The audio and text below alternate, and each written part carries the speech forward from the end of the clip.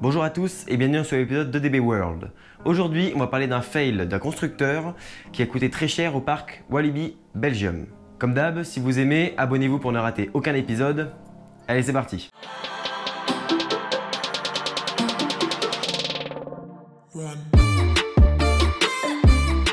Donc aujourd'hui, on va parler de Vertigo à Walibi Belgium. Bon, Walibi, vous connaissez. Si vous ne connaissez pas, je vous invite à cliquer sur la fiche pour découvrir le parc. En bref, il a ouvert en 1975 et on notera qu'il a été racheté en 1998 par le groupe américain Six Flags. Ce rachat lui apporta bon nombre d'attractions. Il est aujourd'hui détenu par la CDA, qui détient entre autres le parc Astérix. Il possède actuellement 38 attractions, dont 7 coasters, mais je vous parlerai de ce parc plus en détail dans un prochain épisode. Aujourd'hui, on va s'attarder sur ce drôle de manège. Walibi, en 2006, entame la curieuse construction d'une attraction qui a pour constructeur Doppelmayr. Pardonnez la prononciation. Je vous le dis tout de suite, ce constructeur n'est pas un constructeur d'attraction de base. Quoi qu'il en soit, les deux parties décident de collaborer pour créer une attraction unique au monde. C'est alors qu'en 2007 ouvre le Vertigo.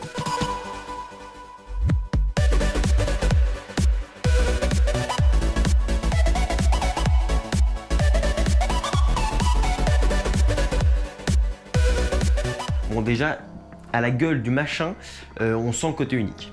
Le constructeur, bon, c'est un peu cramé d'avance, est à la base un constructeur de téléphériques et autres remontées mécaniques. Mais ils sont excellents dans leur domaine. C'est alors qu'il décide de créer un prototype dont Walibi aura l'exclusivité et qu'il compte bien, à terme, implanter dans de nombreux parcs. C'est ainsi que le Vertigo voit le jour. Pour un prix d'environ 5 millions d'euros, ce gros jouet en métal a de quoi être compétitif. Déjà, le prix est relativement faible, en tout cas pour une grosse nouveauté. Et surtout, il a des caractéristiques bien sympas. 700 mètres de long, 55 mètres de haut, 60 km/h de vitesse de pointe, voilà, c'est déjà bien cool. C'est en fait un mix entre un téléphérique et un coaster. Donc en fait, on a un gros tube en métal suspendu qui bouge pas mal d'ailleurs au passage, avec des nacelles d'une seule rangée de 4 personnes qui ont les pieds dans le vide. Le tout soutenu par des pylônes en métal ultra massifs, voilà, ça ne ressemble à rien de connu. Le lift lui-même est excellent, il est super fluide, très innovant, pour le coup c'est une vraie réussite. Ça a beau être chelou, niveau dépaysement, c'est nickel. Les sensations sont également uniques, mais accessibles à toute la famille, si tant est que vous n'ayez pas peur du vide, évidemment. La nacelle, quant à elle, si cela ne suffisait pas, est munie d'un balancier d'avant en arrière qui rend du coup l'aventure très perturbante. Donc on a de la vitesse, des légères chutes, des virages impressionnants et une nacelle qui bouge. Technologiquement parlant, c'est une super machine. Il faut savoir que chaque nacelle est connectée en Wi-Fi pour savoir en temps réel à quel endroit elle est précisément sur le parcours. Elles sont également, et ça j'interprète, chacune munies d'un frein qui les arrête sur le parcours en cas de défaut de sécurité. Maintenant, on va parler de ce qui a foiré. Bon, déjà, elle aurait dû ouvrir en 2006, mais elle ouvrit un an plus tard, le 14 juin 2007, et ce, à cause de problèmes techniques. Évidemment, dès le départ, ça marche mal. L'attraction était pressentie pour faire 800 personnes par heure. Elle a eu des pics à 600 personnes par heure, mais en moyenne, c'était que 400, et c'est très peu pour une attraction phare. Les nacelles ne doivent pas se toucher, évidemment. Donc dès que l'une d'elles ne communique plus avec la station en Wi-Fi, elle se met en défaut et met en défaut toutes les autres. Petite précision, il pouvait y avoir jusqu'à 4 nacelles sur le parcours en circulation, donc ça ne compte évidemment pas celles qui sont dans la station. Donc évidemment, le Wi-Fi, c'est pas hyper fiable, donc c'était à l'origine de nombreux bugs.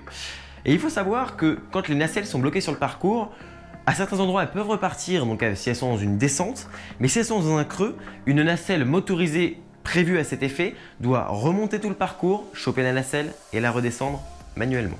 Donc vous l'aurez compris, hein, dès l'ouverture en 2007, les problèmes techniques se sont manifestés et pas qu'un peu. Étant donné que c'était un prototype, on pouvait s'en douter. Mais là, les pannes étaient monnaie courante et duraient assez longtemps.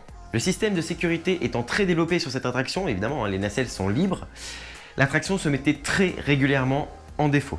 De nombreux visiteurs ont rapporté qu'ils ont pu la tester qu'une fois de toute son ouverture et qu'elle était souvent fermée ou qu'elle fermait dans la journée. Suite à tout ce merdier, la saison 2007 se termine et la saison hivernale apporte son lot de petitesses sur toute l'attraction. Et c'est le 8 mai 2008 que le parc inaugure officiellement le Vertigo. Donc on pourrait se dire en fait que c'est cool, a été inauguré et tout, mais non, en fait ça s'est pas du tout passé comme prévu. Quelques jours plus tard, le 19 mai, lors d'un contrôle de routine, les techniciens découvrent une usure prématurée de certaines pièces des nacelles. Et ça pue. Le parc décide donc de fermer l'attraction quelques jours après son inauguration. Le constructeur fait des tests, essaye des choses, mais malheureusement l'attraction ne rouvrira pas et sera démontée en décembre de la même année. Je vous lis le communiqué de Caroline Crucifix qui, au passage, aurait mieux fait de travailler au parc Astérix avec un nom pareil. Malgré les tests, on n'a pas assez de garanties en matière de capacité, de disponibilité et d'entretien du Vertigo. On ne peut pas se permettre d'avoir une attraction dont on ne peut garantir une ouverture quotidienne avec une capacité assez élevée. On va donc la démonter, cela prendra plusieurs mois. Donc on retiendra un projet ambitieux, avec aucun défaut de sécurité, mais avec un constructeur qui n'a pas su faire fonctionner correctement sa machine.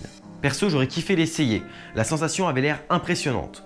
Mais quoi qu'il en soit, le parc, selon moi, a pris sa revanche avec le Pulsar qui, je le rappelle, est également un prototype. Le parc, lui, n'a fait que subir de nombreuses déconvenues et a décidé de mettre un terme au contrat vu les difficultés d'exploitation. Le constructeur n'a jamais recréé de machine de ce type, ni remis le Vertigo sur pied, alors qu'à l'époque, on le voyait déjà comme la nouveauté révolutionnaire qui devait être implantée dans tous les parcs.